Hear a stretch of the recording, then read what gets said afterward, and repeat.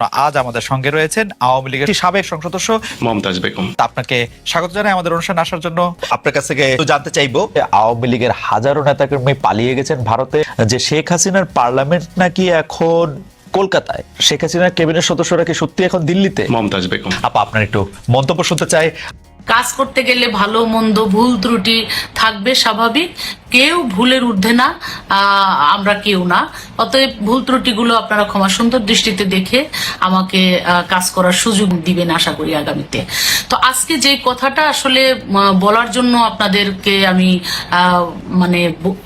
উপস্থিত হয়েছি, সেটা হলো যে এই সাময়িক আমাদের একটা কষ্টের মধ্যে আমরা কিন্তু সারা দেশের মানুষ পড়েছি। সেটা হলো আমাদের যে মাধ্যমগুলো, ফেসবুক, ইউটিউব, আমরা যাই বলি না কেন, সেখানে এগুলো নিয়ে নানা ধরনের কথা, আলোচনা, সমালোচনা এবং প্রোপাগান্ডা আছে। সেই বিষয়গুলো নিয়ে আমি দুটি কথা শুধু বলতে চাই। যে আপনারা জানেন যে আমি কাজ করতে হলে আমি আমার এলাকায় কি কাজ করেছি, কি কাজ করা বাকি আছে, সেগুলো কিন্তু আমার একটা বলার জায়গা হলো সংসদ। আর এই সংসদে কিন্তু আমি কতটুকু কাজ করতে পেরেছি, কোন কোন মন্ত্রণালয়ে কাজ করেছি এবং আমার আরো কি কি কাজ করা উচিত এবং কি কি কাজ আমার প্রয়োজন, সেগুলো তাদের কাছে চাওয়া।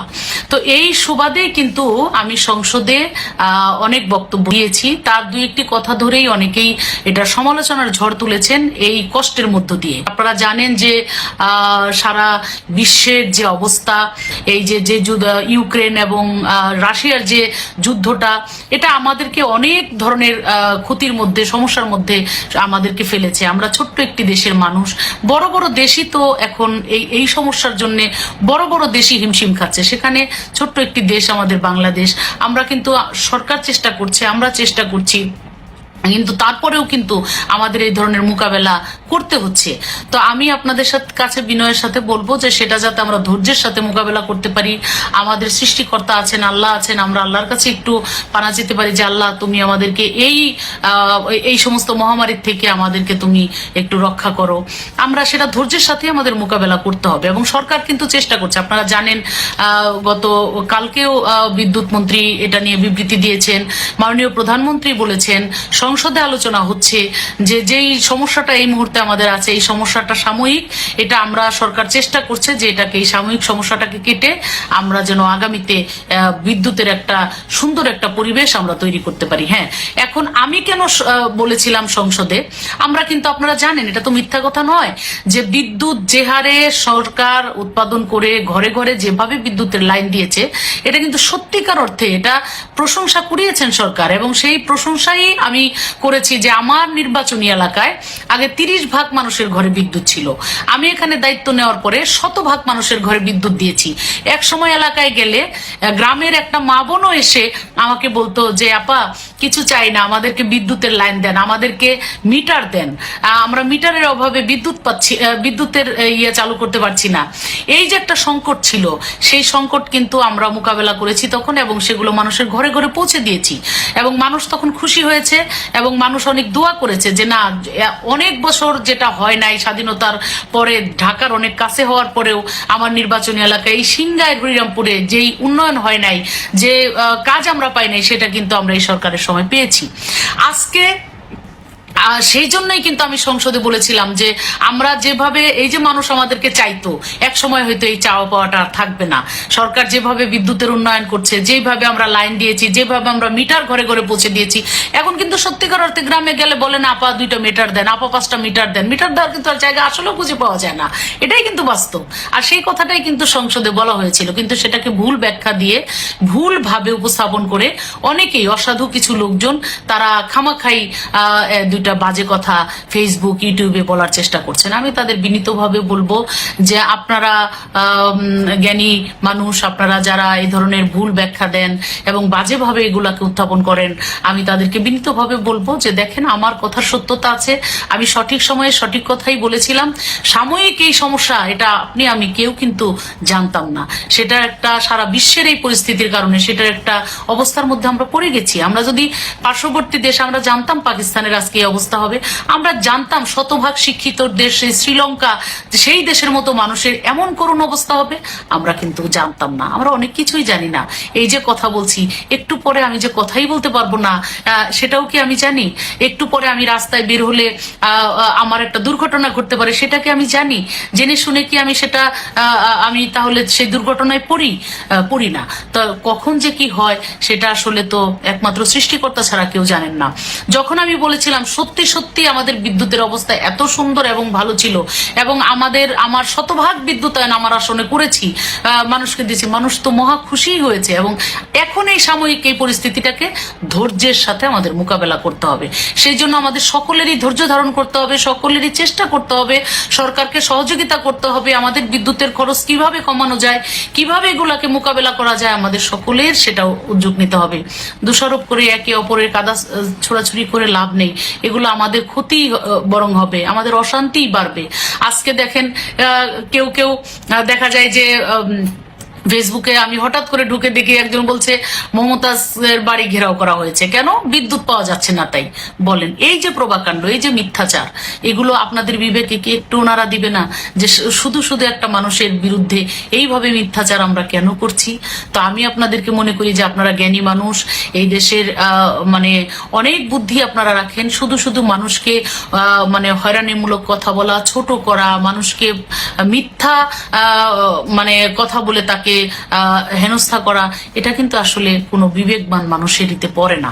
সেই জায়গা থেকে আপনাদের কাছে আমি বিনীতভাবে অনুরোধ করব, এই ধরনের প্রভাকাণ্ড থেকে আপনারা একটু মানে সরে থাকবেন, এবং আপনারা এই মিথ্যার আশ্রয় প্রশ্রয় কেউ দিবেন না, এবং আপনারা আমাদের সাথে থাকুন, ধৈর্য ধরুন। আল্লাহ যেন আমাদের এখান থেকে মানে খুব তাড়াতাড়ি আমাদেরকে এই কষ্টের থেকে আল্লাহ যেন আমাদেরকে মুক্ত করেন। আমি একটু ব্যারিস্টার রুমিন ফারহানার কাছে যেতে চাই। ব্যারিস্টার রুমিন ফারহানা, আপনি মমতাজ বেগম যা বললো সেটা নিয়ে আপনার প্রতিক্রিয়া জানাতে পারেন। এই যে একটা পুরো সিস্টেমকে শেষ করে দেয়া, ধ্বংস করে দেওয়া, এমনকি অ্যামিকাস কিউরি যারা ছিলেন তারাও কিন্তু সকলেই, একজন বোধহয় বাদ, তারা প্রত্যেকেই তত্ত্বাবধায়ক সরকারের পক্ষে কথা বলেছেন, এবং যেই বিশিষ্টজনদের মতামত নেওয়া হয়েছে প্রায় 100 খানেক, তারা মোটামুটি সবাই তত্ত্বাবধায়ক না না সরকারের ঠিক আছে, পক্ষে কথা আপনার এই বলেছেন।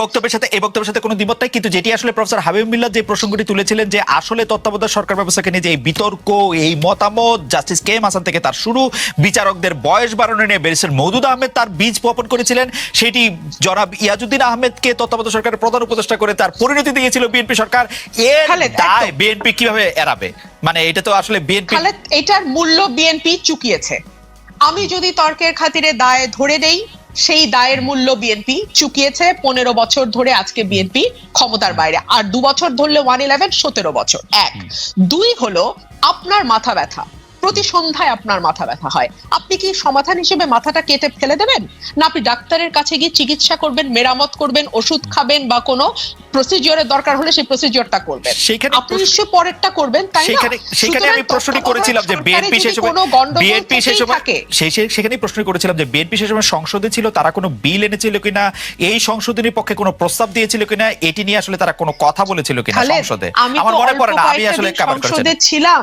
জি, আমি তো অল্প কয়েকদিন সংসদে ছিলাম, আমরা ছিলাম 7 জন, বিএনপি তখন ছিল 30 জন। এই হলো পার্থক্য। হ্যাঁ, কিন্তু সংসদে আমরা মানে 2 টার্মেই ছিলাম আর কি। তো দেখেছি সংসদে বিরোধী দলের পক্ষ থেকে কোনো বিল আনা, কোনো প্রস্তাব আনা, এটা মানে নেক্সট টু ইম্পসিবল। 1 2 হলো আমরা যেহেতু ব্রুট মেজরিটির সংসদ, তারা যা চাইবে তাই হবে। এখানে বিরোধী দল যদি 149টা আসনও থাকে, 149 কোনো লাভ নাই। 70 ধারা আমার মনে 151টা আসন যাদের, তারাই এটা জিতবে। আমার মনে হয় আপনার বক্তব্য পরিষ্কার, আমার বক্তব্য পরিষ্কার। আপনি যদি বেগম খালেদা জিয়া প্রসঙ্গে আসতে জি আসতেছি খালেদ, তার আগে একটা কথা একটু বলতেই হয় যে বাংলাদেশে নির্বাচন না থাকার যে অবশ্যম্ভাবী পরিণতি হয়েছে, সেটা হচ্ছে আমরা না এখন প্রজার মতন হয়ে গেছি। প্রধানমন্ত্রী ফর এক্সাম্পল আজকেই একটা সংবাদ সম্মেলন করেছে। প্রধানমন্ত্রীর সংবাদ সম্মেলন আমরা দেখি মূলত প্রশ্নকর্তাদের প্রশ্ন থেকে মজা নেওয়ার জন্য। তো সেখানে বসে শুনছিলাম, প্রধানমন্ত্রী বলছেন আমি আমার বিদ্যুৎ মন্ত্রীকে অলরেডি বলেছি, অতীতেও এই কথা তিনি বলেছেন, একটু করে বিদ্যুৎ প্রতিদিন বন্ধ করে দিবা, লোডশেডিং করে দিবা, তাহলে মানুষের মনে পড়বে। এর আগে তিনি মিডিয়ার ব্যাপারে বলেছিলেন যেমন দিয়েছি তেমন ফেরতও নিতে পারি। একইভাবে বেগম খালেদা জিয়া প্রসঙ্গে যুক্তরাজ্যে বসে তিনি যে ভাষায় কথা বলেছেন সেটা কোনো রাজনৈতিক শিষ্টাচার তো দূরেই, কোনো মোটামুটি মানে আমি কি বলবো যে আমি I don't know what to say, মানে আমি আপনার এই স্পিরিটের সাথে সম্পূর্ণ একমত। আমি শুধু ছোট করে জানতে চাইতে পারি যে বেরিসা ফারহানা 15 আগস্টকে একটি উৎসবের দিন হিসাবে কেক কেটে পালন করাটা সম্পর্কে বিএনপির আসলে দলীয় অবস্থানটা কি, এবং যেই জন্মদিনটা আসলে যে জন্মদিনটা না 15ই অগস্ট কারো জন্মদিন হতেই পারে না, তাই সেটা তার জন্মদিন না, সেটা তার জন্মদিন না, সেটা 94 সালের পর থেকে শুরু হয়েছে। না সেটা আপনার বিএনপিকে এখনো বলে যে বেগম জিয়ার জন্মদিন 15 আগস্ট। আমরা তো 15 আগস্ট পালন করা হয়েছে, সেটা ডেফিনেটলি এটা তার জন্মদিন বলেই পালন করা হয়েছে। সরকার এখন তো নানান কথা বলছে, নানান রকম অদ্ভুত কথা বলছে। দেশনেত্রী বেগম খালেদা জিয়ার ব্যক্তিগত জীবন, তার আর্লি ম্যারিড লাইফ, মানে যা মুখে আসছে তাই বলছে। আমি ওনার মুক্তির ব্যাপারে যেটা আপনি বলছিলেন বা বিদেশি চিকিৎসার ব্যাপারে আপনি যেটা বলছিলেন, আমরা এতদিন ধরে শুনে এসেছি। আমি যদি একটু আগে থেকে শুরু করি, আমাকে একটু সময় দেবেন খালেদ প্লিজ। আমি যদি একটু আগে থেকে শুরু করি, প্রথমে বেগম জিয়া বলেছিলেন তিনি তার পছন্দের হাসপাতালে চিকিৎসা নিতে চান, তাকে সেটা না দিয়ে জোর করে বিএসএমএমইউ তে নেওয়া হয়েছে, বলা হয়েছে এরকম কোনো প্রভিশন আইনে নাই। করোনা আসলো, প্রভিশন হলো, ঠিকই তিনি তার এভার কেয়ার পছন্দের হাসপাতালে চিকিৎসা নিতে পারলেন। এই যে শুরু হলো, তারপর থেকে আমরা দেখলাম যে সরকার শুরুতে একরকম বলে, পরে সেটা তারা চেঞ্জ করে। শুরুতে আমাদের আইনমন্ত্রী বললেন 401-এ কোনো মানে প্রভিশন নাই তাকে বিদেশে চিকিৎসা করতে দেওয়ার, যদি যেতে হয় তাকে আবার জেলে যেতে হবে, জেলে গিয়ে আবার সরকারের কাছে আবেদন করতে হবে, নতুন করে সরকারের কাছে আবেদন করতে হবে।